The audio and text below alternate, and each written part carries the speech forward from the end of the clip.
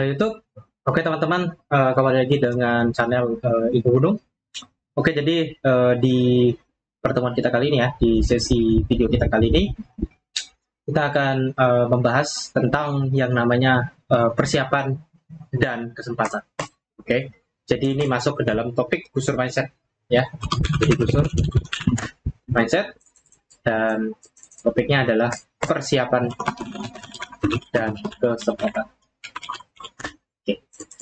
Oke, jadi banyak sekali kawan-kawan saya 2 tahun lalu untuk kami sama-sama masuk dan belajar di yang namanya pasar finansial, teman-teman. Baik itu yang jenisnya spot, yaitu seperti saham, maupun yang sifatnya derivatif. Oke, dan kami juga pernah mengikuti yang namanya mutual fund seperti reksadana dan sebagainya itu ya. Dan ya, hanya beberapa dari anggota kami aja ya, teman-teman saya yang berhasil sampai ke titik ini ya, sampai hari ini mereka masih bertahan dan mereka masih bisa menghasilkan profit yang konsisten. Ya. Kami tidak bilang profit kami banyak, kami bilang profit kami konsisten. Ya, konsisten artinya stabil. Ya, kalau banyak, ya banyak itu seberapa ya, karena sudah pasti yang kami dapatkan itu kan hanya istilahnya recehan aja gitu dibandingkan dengan senior-senior kami yang sudah trading for living bertahun-tahun gitu. Jadi kami di situ cukup sadar bahwa di dalam financial market itu agak berbeda dengan konvensional bisnis, teman-teman. Karena kita trading atau kita mencari uang di dalam yang namanya pasar keuangan, eh, itu berbeda dengan kita kerja normal, konvensional ya. Yang dimana ketika kita kerja konvensional, kita otomatis mindsetnya adalah, oh, jika saya kerja 12 jam sehari, saya bisa menghasilkan gaji yang banyak. Nah, beda dengan pasar finansial yang dimana justru kebalikan, ya.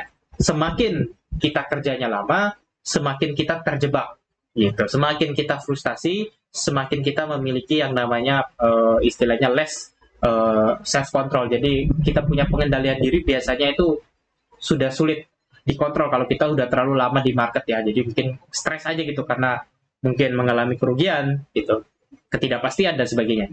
Jadi gitu ya. So ada 3 hal yang bisa saya ambil dari perjalanan saya dan teman-teman saya yang berhasil itu ya. Ya walaupun kami juga mungkin seperti teman-teman di luar sana yang awal-awal mulai itu ya kayak kuda lumping, tahu kuda lumping ya, yang suka loncat jatuh gitu. Jadi ya naik turun, kami naik turun, tapi memang dari beberapa orang kami memiliki tujuan dan kami memiliki motivasi yang besar untuk bisa berhasil dan kami tidak mau kehilangan uang cuma-cuma di market ya, karena banyak orang di luar sana yang ya dia seperti rela untuk oke, saya hilang aja gak apa-apa deh gitu, ya udah saya quit aja gitu. Nah, kalau anggota teman-teman saya ini, kami punya mindset bahwa jika saya hari ini rugi, it's okay, itu adalah pelajaran bahwa saya masih bodoh, dan di masa masa depan nanti, di masa yang akan datang, saya akan mengambil kembali kerugian saya karena itu hak saya, itu uang saya gitu. Jadi nggak apa-apa hari ini saya rugi, selama saya bisa mengatur kerugian saya, suatu saat akan saya ambil lagi kerugian itu gitu, istilahnya hak saya gitu ya. Itulah salah satu semangat yang selalu istilah mendarah daging saya bilang ya, kepada kami yang ibarat kata sudah trading lebih dari 2 tahun lebih ini, bahwa financial market itu tidak begitu sulit sebenarnya ya, tetapi financial market ini memang tidak cocok untuk orang-orang yang punya mindset istilahnya di bawah rata-rata gitu. Ya karena goncangan dan psikologi di dalam market itu sangatlah benar-benar istilahnya itu mengganggu ya, mengganggu kehidupan sosial, karena kalau orang itu tidak kuat menahan rasa sakit dari kerugian yang dia alami saat itu biasanya dia bisa frustasi dan itu berdampak ke dalam kehidupan sosialnya. Jadi seperti itu. Oke, jadi kali ini saya tidak usah panjang lebar, saya langsung beritahu aja. Apa yang saya beritahu? 3 hal, ya, 3 hal yang harus teman-teman siapkan. Ya, jadi di sini saya hanya memberikan 3 hal aja, 3 hal dan wajib disiapkan, ya, disiapkan atau dimiliki oleh seorang trader atau orang yang ingin menjadi trader. Ya. Apa 3 hal ini, teman-teman? Oke. Jadi jangan berpikir oh 3 hal ini saya harus punya komputer gaming gitu. Oh, bukan. Jangan seperti itu ya. Itu mindsetnya cetek gitu ya. 3 hal yang harus kita siapkan. Oke. Apakah itu? Yang pertama, teman-teman, ya, yang paling utama ya itu adalah mindset. Oke. Yang pertama adalah mindset. Oke. Saya sangat sadar bahwa perbedaan dari teman-teman saya yang putus asa gitu, teman-teman saya yang sudah kehilangan semangat hidupnya gitu. Jadi karena mereka tidak memiliki mindset yang bagus, teman-teman. Ya, kenapa? Saya bisa bilang background kami hampir sama semua. Kami awalnya adalah orang-orang yang bekerja konvensional, yaitu saya sendiri adalah seorang profesional. Ya, saya adalah seorang profesional. Saya adalah orang yang orang bisa sebut itu mengurusi yang namanya produk. Gitu. Ya, saya adalah lead product, gitu, product management, gitu. Product manager. Saya mengatur tim. Ya, saya bekerja di dunia IT. Ya, lumayan lama saya bekerja di dunia IT dari tahun 2017 ya. Nah, kami ini adalah orang-orang profesional, orang-orang ibarat kata konsultan yang kerjanya itu setiap hari berhubungan dengan klien terus. Klien maksudnya manusia yang hidup, manusia yang punya nyawa. Ya, kami terbiasa melibatkan emosi karena namanya manusia pasti melibatkan emosi ya kan. Kegembiraan, keceriaan, kadang kesal juga ya dengan segala macam proyek yang misalnya telat dan sebagainya. Jadi kami benar-benar mentalnya adalah mental seorang profesional. Mental ya orang-orang yang bekerja ibarat kata dibayar dengan waktu gitu ya. Waktu dibayar dengan uang gitu. Kami menghabiskan waktu kami untuk mengerjakan kita punya job desk dan kita dibayar tiap bulan gaji gitu ya, istilahnya ya. Kalau ada bonus ya syukur, misalnya kayak gitu. Nah, ketika awal kami masuk di market, kami semua blank. Blank itu dalam arti kami kebingungan ya. Kebingungan kenapa? Ya karena ternyata market ini kok beda ya gitu loh. Ya kan, kalau di dunia profesional ya, kami itu mengikuti ibarat kata semacam panduan gitu, semacam panduan ya, semacam prosedur yang ibarat kata prosedur itu statik. Statik itu artinya ya tidak berubah-ubah gitu. Begitu aja. Ya kan, ketemu klien dan sebagainya, kemudian ngerjain proyeknya gitu, proyeknya deal, ya sign agreement, ya kan, kemudian ada MOU lah, pembayaran, payment dan sebagainya kayak gitu. Nah, sedangkan di market ini beda dia. Kenapa? Karena hari itu juga kita bisa making money.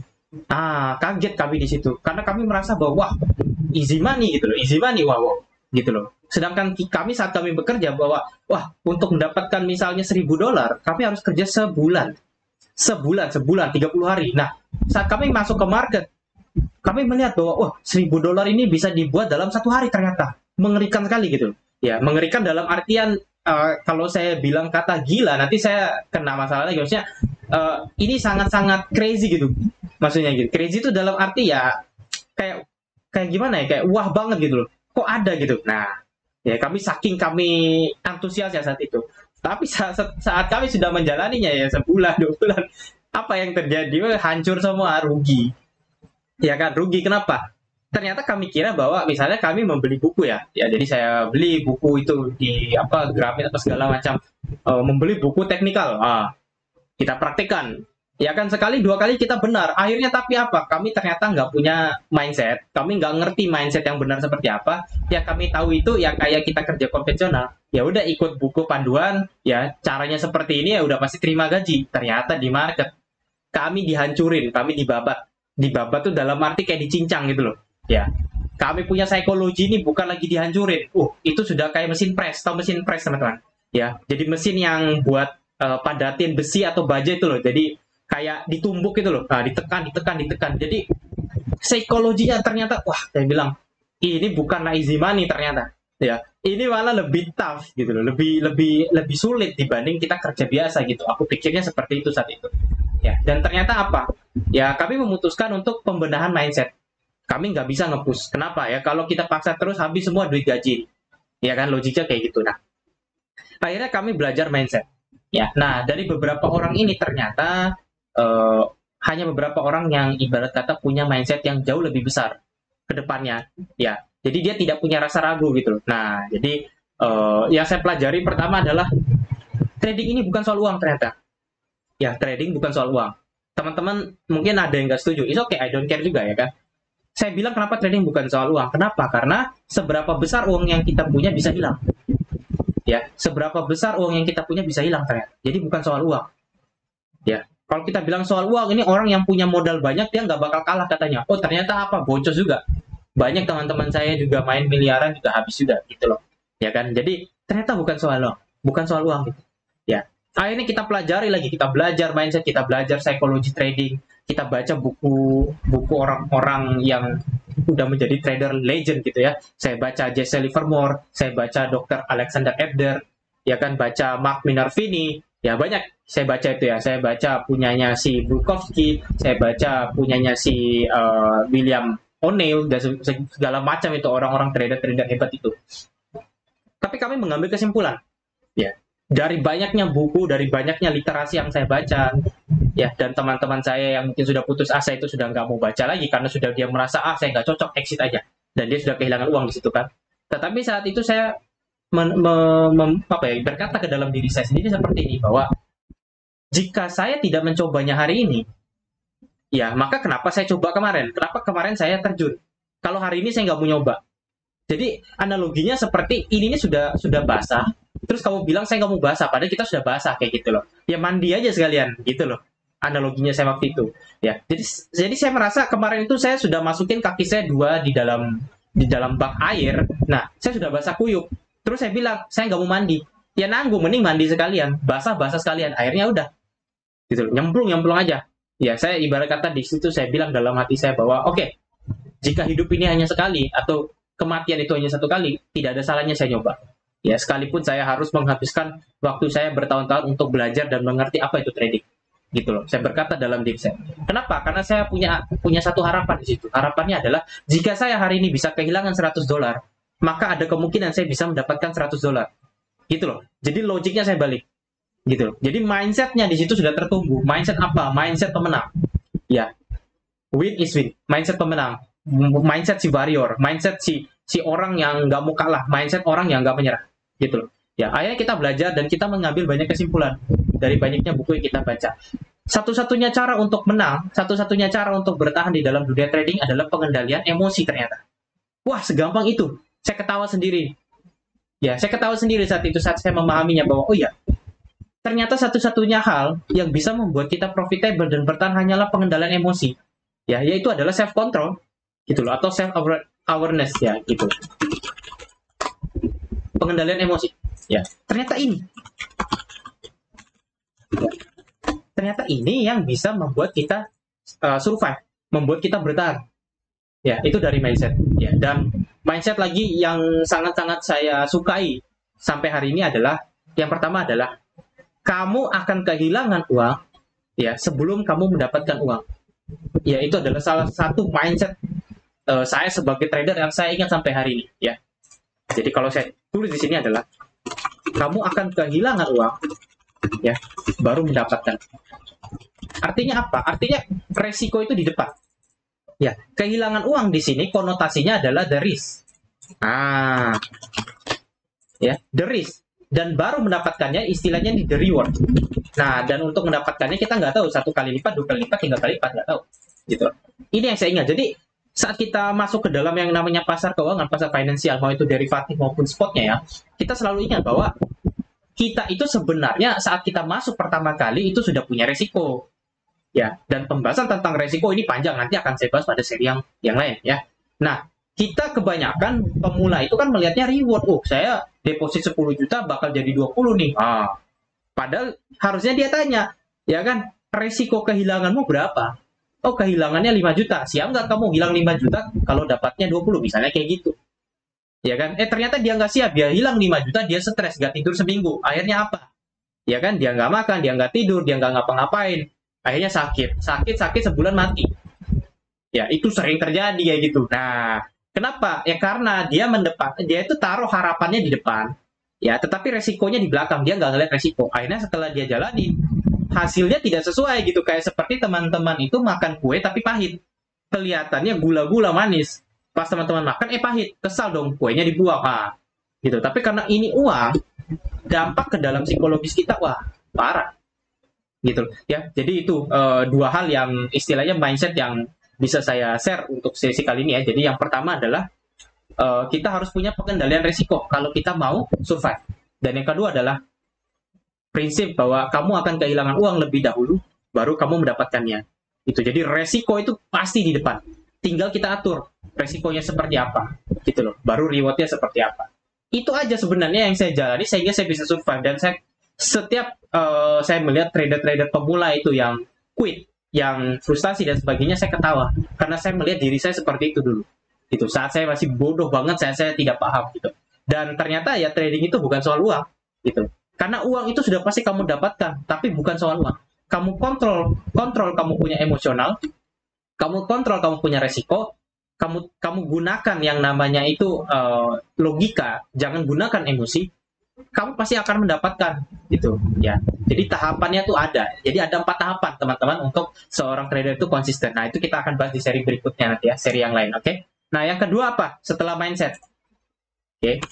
Yang kedua adalah skill set, teman-teman. Skill set. Keterampilan.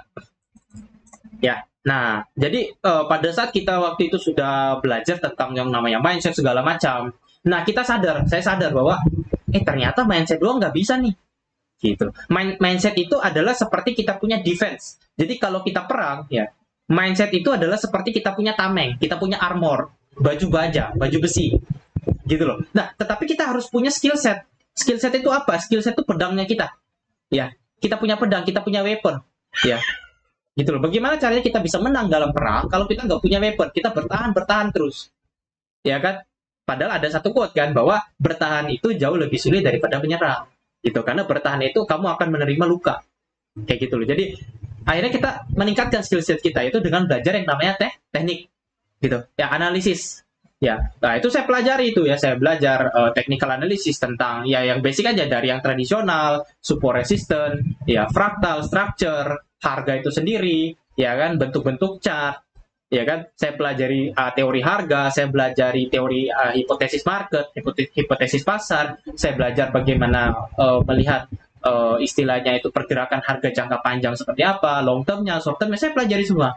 Ya, sampai masuk ke dalam modern technical gitu ya, yang menggunakan indikator ya, divergent lah, kemudian wave analysis lah, segala macam lah ya, Fibonacci ini itu. Nah, kita pelajari pelan-pelan di situ ya, sampailah kita menemukan yang namanya sistem. Nah, jadi skill set ini akan membawa teman-teman menemukan sistem seperti yang saya bahas di video saya di YouTube itu ya, metode atau sistem ya. Jadi dari skill set ini kita punya keterampilan, kita sudah mulai paham, oh ternyata untuk masuk itu di sini, untuk keluar itu di sini, gitu loh.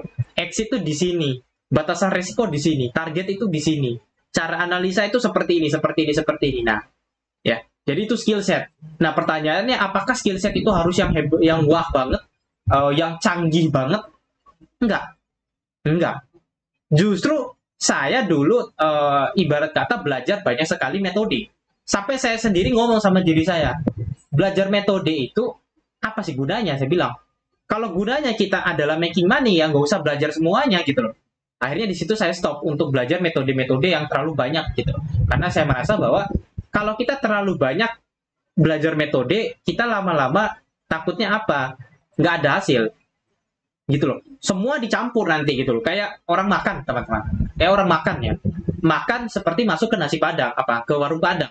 Nah, di warung Padang itu kan menunya bisa 20-an jenis, 10 jenis lebih, mungkin 20-an jenis, belasan jenis. Nah, nggak mungkin dong kita semua kita ambil. Tangan kita penuh dengan segala macam itu makanan menu. Pasti kita ngambilnya mungkin 2-3 menu aja. Nah, itu kesimpulan yang saya ambil itu dari prinsip nasi Padang, saya bilang. Nah, ya kan, bahwa metode atau skill itu, atau teknik itu, kita pilih aja mana yang kita rasa itu cocok, ya kan, mana yang kita rasa itu sesuai, mana yang kita rasa kita paham, gunakan aja itu, tinggal nanti kita latihan gitu. Karena saya ingat quote-nya si Bruce Lee ya, seorang itu ibarat kata pendekar gitu ya, bahwa saya tidak takut orang yang menguasai 1000 jurus, katanya. Dia itu takut banget kalau ada orang yang menguasai 1 jurus tapi dia sudah praktek 1000 kali gitu loh. Jadi orang yang benar-benar sudah menguasai dan repetisinya sudah banyak, walaupun itu hanya 1-2 jurus, kalau dia udah melakukan itu berkali-kali, itu dia takut. Kenapa? Karena disitulah kedewasaan itu akan muncul gitu, confidence-nya. Orang yang gonta-ganti metode itu nggak punya kepercayaan, teman-teman. Kenapa? Karena ketika metode 1 salah, dia ganti metode lain. Metode 2 salah, dia ganti lagi metode lain. Dia ganti terus. Lama-lama apa? Nggak jadi trading. Lama-lama nggak jadi trading, saya bilang. Kerjaannya apa? Gonta-ganti. Tiap minggu ganti. Loss 1 kali, ganti lagi. Loss 2 kali, ganti lagi. Ganti terus. Gitu loh. Sampai saya pikir, seandainya saya ini trading misalnya, waktu itu ya, saya bilang, seandainya saya trading sampai 5 tahun ke depan masih ada, masa saya setiap hari ganti metode, saya bilang. Gitu. Akhirnya saya putusin, nggak usah ganti metode lah, saya pakai metode apa adanya aja. Gitu loh. Jadi saya sudah mulai melepaskan diri saya dari jeratan cycle yang nggak berhenti itu, ya, yang dimana mencari holy grail orang bilang, ya. Holy grail itu sesuatu yang nggak bisa salah gitu, yang menang terus, ya. Sampai saya sadar bahwa ya holy grail itu adalah diri kamu sendiri. Kamu itu sendiri holy grailnya, yang bikin kamu konsisten, yang bikin kamu survive profit itu bukan metode tapi kamu supirnya. Ya, itu teman-teman akan paham kalau teman-teman pernah baca buku cybernetic. Ya, cybernetic. Jadi bagaimana kita itu menjalankan pikiran kita. Ya, bahwa sebenarnya apa yang terjadi di dalam dunia ini itu semua adalah sumbernya dari pikiran. Artinya manusia itu sendiri. Jadi manusia itu melihat, mengambil informasi dan pikiran yang memproses. Ya, berarti kan kita berhasil, kita gagal itu kan dari pikiran kita sendiri, bukan dari apa yang kita lihat juga gitu. Ya, terkadang itu. Jadi saya di situ berhenti untuk mencari holy grail dan segala macam. Saya fokus mengembangkan dan lebih dalam, ya, seperti saya lebih drill lagi gitu, saya lebih mencari tahu lebih dalam lagi metode yang saya pakai, dan saya lebih mempelajari algoritma karena saya paham apa itu algoritma, ya, karena kita basicnya dari computer science gitu, orang-orang IT. Jadi saya perdalam itu algoritma yang ada di market seperti apa gitu. Kenapa? Karena saya mengejar skill set. Ya, sampai suatu waktu memang kita sudah sadar bahwa oh ternyata trading udah seperti ini aja cukup gitu. Metodenya nggak usah ribet. Cukup chart kosong dan teman-teman hanya butuh garis kotak sama garis satu level untuk nandain area entry SLTP, udah selesai itu aja ternyata. Ya, nggak butuh yang aneh-aneh gitu. Akhirnya saya sadar di situ. Ya, dan dari situlah saya sudah mulai bisa istilahnya itu sharing ke teman-teman saya yang masih survive saat itu untuk ibarat kata ayo kita wake up lagi, kita semangat lagi dan kita harus sukses kayak gitu ya. Dan yang terakhir apa teman-teman setelah skill set? Nah, yang paling penting terakhir sebenarnya untuk pelengkap itu namanya toolset. Nah, toolset. Toolset itu apa? Alat. Ya, alat ya. Jadi saya sadar bahwa ketika kita udah punya mindset yang baik, skill set yang baik, kita butuh alat. Gitu loh. Kita butuh tool gitu ya. Jadi di situ memang trader-trader itu ketika dia memang sudah mulai sudah mulai dewasa, nah dia di sini sudah mulai mencari tuh alat-alat yang dia gunakan. Jadi sudah seperti punya setup sendiri gitu. Apa sih alat-alat yang dia pakai? Misalnya seorang trader itu kan butuh yang namanya software ya atau aplikasi analisa chart ya, aplikasi charting. Jadi di market di Google itu sudah ada ya namanya TradingView misalnya.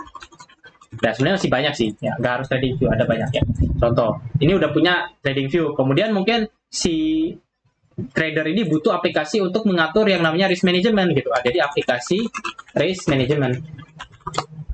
Nah, itu dia bisa bikin sendiri. Ya, dia bisa bikin sendiri di mungkin Microsoft Excel.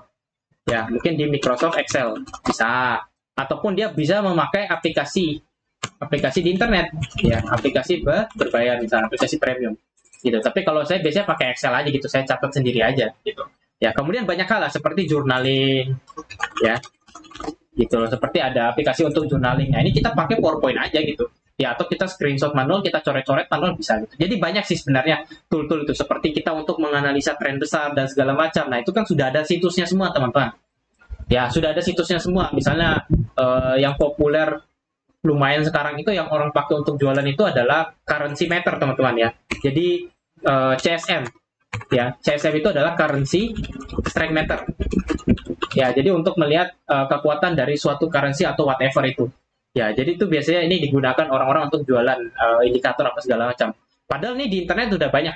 Ya, di internet banyak banget ini CSM sebenarnya udah gratisan gitu dan sebagainya. Nah, ya itu adalah tool-tool lah. Nah, kalau saya menggunakan tool ya paling cuma TradingView sih untuk analisa chart, ya untuk kita marking, kemudian untuk kita misalnya jelasin ke kita punya komunitas teman-teman kita kalau misalnya dia bingung dan segala macam. Jadi seperti itu sih. Ya, karena di aplikasi MetaTrader sendiri ya untuk trader forex itu sudah bisa charting sendiri gitu, udah bisa gambar langsung dan entry langsung. Nah, kalau di Binance misalnya orang yang trading crypto bisa juga langsung gambar, sudah ada chartnya. Jadi sebenarnya toolset ini kan hanya untuk melengkapi aja. Ya, dan toolsetnya sebenarnya banyak. Ya, ada toolset yang digunakan untuk melihat, misalnya kalau orang kripto itu dia butuh toolset untuk melihat pergerakan paus gitu loh. Melihat transaksi paus, melihat blockchain-nya si paus ini ya. Node-nya dia beli di mana sih, transaksi di mana, sekian gitu. Nah, bisa. Ya kan? Ada juga toolset misalnya yang si trader pakai ini untuk melihat misalnya report gitu loh. Report itu dalam artian seperti analisa-analisa makro yang dikeluarkan oleh para insider atau trader-trader profesional. Nah, biasanya mereka menggunakan yang namanya Bloomberg, ya Bloomberg. Nah, jadi Bloomberg Terminal namanya kalau nggak salah. Jadi misalnya trader saham itu dia menggunakan Bloomberg gitu. Jadi melihat, oh ini seperti ini, misalnya ini Dow Jones-nya ada segala macam, ada news inilah akan terjadi apa nih makroekonomi dan segala macam gitu. Ya banyak macam lah, ya seperti itu. Nah misalnya toolsetnya lagi untuk melihat, mungkin kalau kita bilang itu adalah event atau kalender, ya kalender ekonomi. Nah, jadi mungkin di sini kita bisa menggunakan Forex Factory kalau yang trading forex, ya. Forex Factory. Jadi untuk melihat adanya NFP, adanya FOMC, adanya CPI gitu. Segala macam itu event-event yang akan mendrive harga misalnya.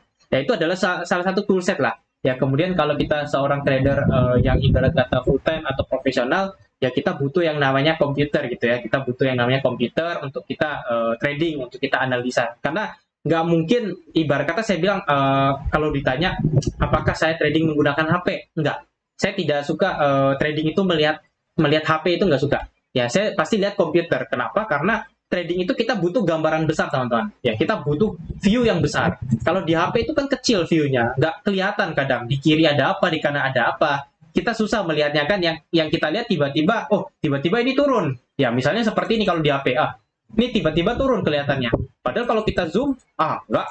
Ya biasa aja gitu, nggak turun-turun banget gitu. Maksudnya di sini masih ada area gitu. Ya masih ada area resisten terakhir yang di break gitu. Mungkin area sini akan menahan harga misalnya kayak gitu. Nah kalau di HP kan nggak kelihatan. Yang kita tahu ya udah kita sell, kita pengen dia turun. Tiba-tiba apa, dia naik. Dia naik lagi, akhirnya apa, SL lagi, loss lagi, ya kan, floating loss lagi kayak gitu. Nah itu kan sering kali terjadi. Oke, jadi ini adalah 3 hal wajib yang disiapkan oleh seorang trader, ya, sehingga teman-teman punya persiapan. Dan kalau teman-teman punya persiapan, biasanya teman-teman akan mendapatkan kesempatan, ya, karena kesempatan itu adalah semacam suatu opportunity yang diberikan Tuhan untuk orang-orang yang sudah siap, ya. Perlu teman-teman ingat, ketika teman-teman tidak siap, teman-teman tidak akan mendapatkan kesempatan atau peluang. Kalau teman-teman sudah siap, peluang itu akan ada dan muncul terus-menerus. Ya, itulah suatu rahasia dari yang namanya universal law, ya, hukum universal, yang dimana ketika manusia itu tidak memiliki tujuan, ketika manusia itu tidak memiliki eksistensi, ya dia tidak paham eksistensinya untuk apa, maka universal itu, istilahnya semesta itu juga tidak akan memberikan kesempatan dia untuk menunjukkan eksistensinya apa. Jadi kayak teman-teman itu tidak ingin istilahnya diakui, karena teman-teman nggak punya tujuan gitu. Seandainya saya punya tujuan, misalnya saya seorang dokter gitu, contoh. Saya seorang dokter, saya bisa mengobati orang, saya bisa memberikan resep ke orang. Ya, karena teman-teman mengakui diri teman-teman seorang dokter, secara tidak langsung, semesta itu memberikan teman-teman peluang bahwa orang-orang bisa melihat, oh ini, kamu adalah dokter, oh saya lihat kamu. Besok kalau saya sakit ke kamu gitu. Jadi teman-teman itu diberikan peluang oleh semesta, karena teman-teman mengakui eksistensi teman-teman. Jadi seperti itu. Oke teman-teman, sampai jumpa lagi di pembahasan mindset, pembahasan teknik, strategi, segala macam tentang trading. Oke, tetap teman-teman tunggu saja di channel Ibu Gunung. Ya, kami akan coba, ya, saya akan coba untuk memberikan sharing, memberikan diskusi, memberikan pandangan saya tentang trading, sehingga kita sesama orang Indonesia dan sesama trader, kita bisa mencapai level trader yang konsisten, dan kita bisa saling memperbaiki satu sama lain. Oke, thank you so much, sampai jumpa lagi, bye bye.